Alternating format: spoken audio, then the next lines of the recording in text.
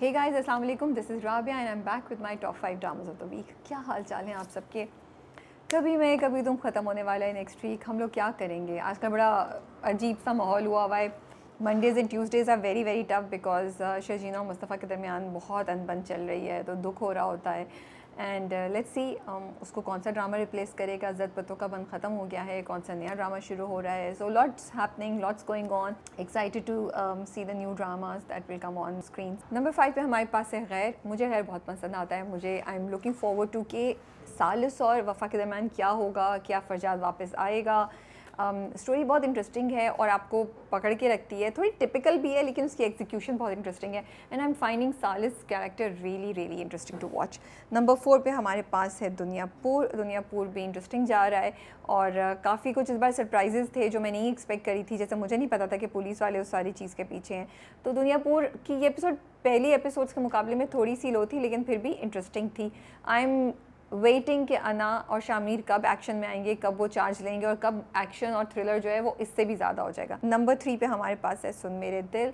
सुन मेरे दिल की ये वाली पहली एपिसोड भी बस ओके थी, सरप्राइज़ था, नामदार साहब की डेथ हो गई। सेकंड एपिसोड तो मुझे लगा इतनी स्ट्रेच की है, इतनी स्ट्रेच की है ना। आई वाज लाइक यार बस करे ना, पूरी एपिसोड आपने इसमें लगा दी कि क्यों, क्या बात थी दैट नामदार साहब के दिल पे लगी, उन्होंने लोन क्यों लिया था। सो सुन मेरे दिल has a very interesting story. It has an old school romance kind of feel to it, but I just hope कि हम उसको इतना ड्रामेटिक और इतना ज़्यादा उसको स्ट्रेच नहीं करें अननेसेसरली, ताकि हम कहानी की इंटरेस्ट को रिटेन कर सकें और ऑडियंसेस जो है वो बोर नहीं हो।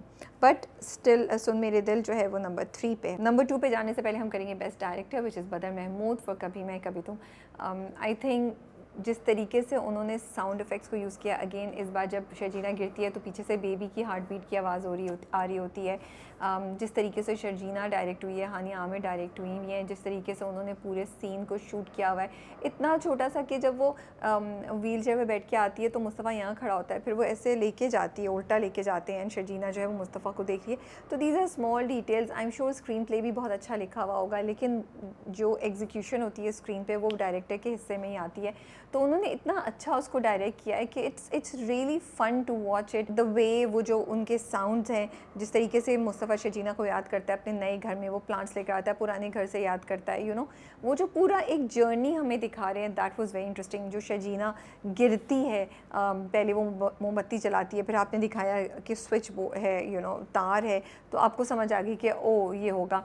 अगेन मुस्तफ़ा जो है पता नहीं कहाँ जा रहा है, आई थिंक वो गाड़ी में बैठा होता है अपने दोस्त के साथ। म्यूज़िक जो उसके पीछे चल रहा है, उस म्यूज़िक को सुन के ही आपके दिल को कुछ होने लगता है। तो I love the way he has directed each and every character. I really like the way he has directed each and every character. सबकी परफॉर्मेंसेज बहुत सटल है। I think other than that one place जहाँ हानिया इतने ज़ोर से रोती है और चीखती है, बहुत सटल खेला है। मुस्तफ़ा एक जगह रोता है, बहुत सटल खेला है, लेकिन इतने इम्पैक्टफुल एक्सप्रेशंस हैं। बिकॉज ये डायरेक्टर के अंडर ही आता है कि आपको कैसी परफॉर्मेंस चाहिए, किस तरह की परफॉर्मेंस आप चाहते हैं आपका एक्टर डिलीवर करे।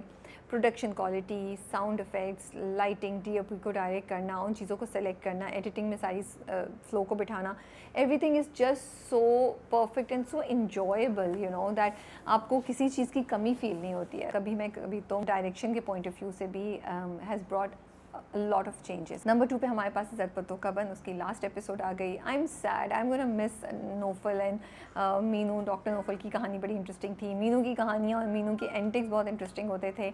2 एपिसोड्स आई, थोड़ा सा मुझे लगता है एंडिंग बेहतर हो सकती है, मुझे थोड़ा सा लगता है कि ज़्यादा इंटरेस्टिंग बनाई जा सकती थी।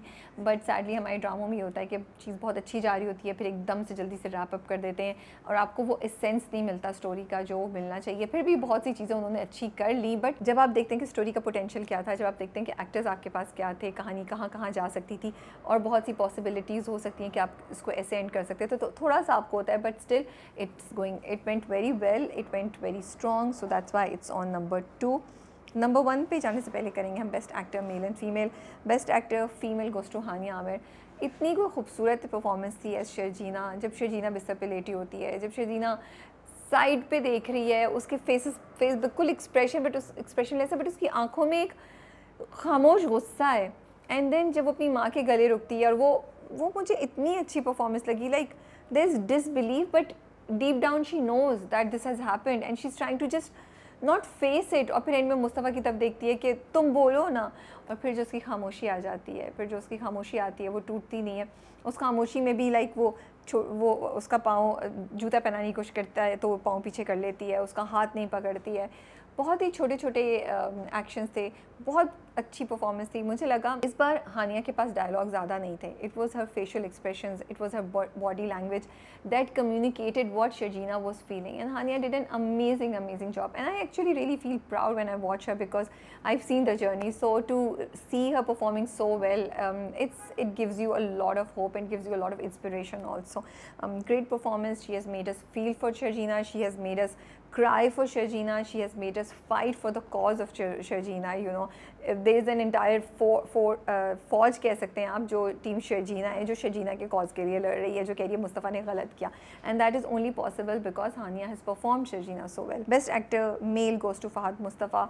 आई think there were two favorite scenes of mine of Fahad Mustafa. एक जब वो हॉस्पिटल में बैठे होते हैं, जब शर्जीना उसकी तरफ देखती नहीं है और मुस्तफ़ा की तरफ, और शर्जीना अपनी माँ के गले रख रही होती है, उस वक्त जो एक्सप्रेशन है that he can't see her in pain and he knows I've lost it, he knows कि मेरे से कितनी बड़ी गलती हो गई है. वो जो एक रियलाइजेशन उनके ऊपर डॉन हो रही है, and there were no dialogues at that point in time, not many, and Fahad Mustafa did such an amazing job. Again, जब वो घर पहुंचते हैं पहली वाली एपिसोड में and he sees those post-it notes, उस वक्त जो expressions थे, ज़बरदस्त performance. I don't have enough words to say how beautifully Fahad Mustafa performed different emotions, different feelings of Mustafa at different points. And जब माँ बाप उससे पूछते हैं शर्जीना कहाँ है, तो वो चुप करके देखता है, उसकी खामोश नज़रें हैं, you know, he doesn't know what to say, he doesn't want to tell them anything.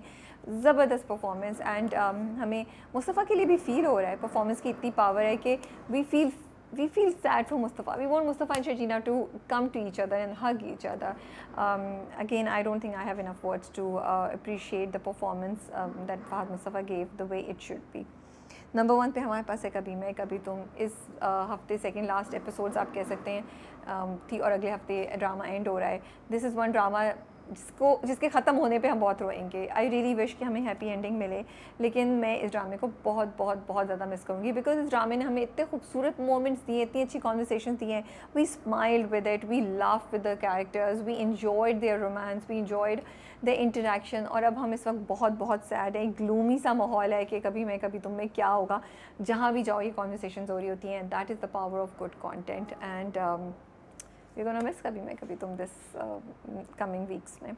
ये मेरे टॉप 5 थे. आपके टॉप 5 में कौन कौन से ड्रामे हैं कमेंट्स में बताइए. And take care. अल्लाह हाफिज़.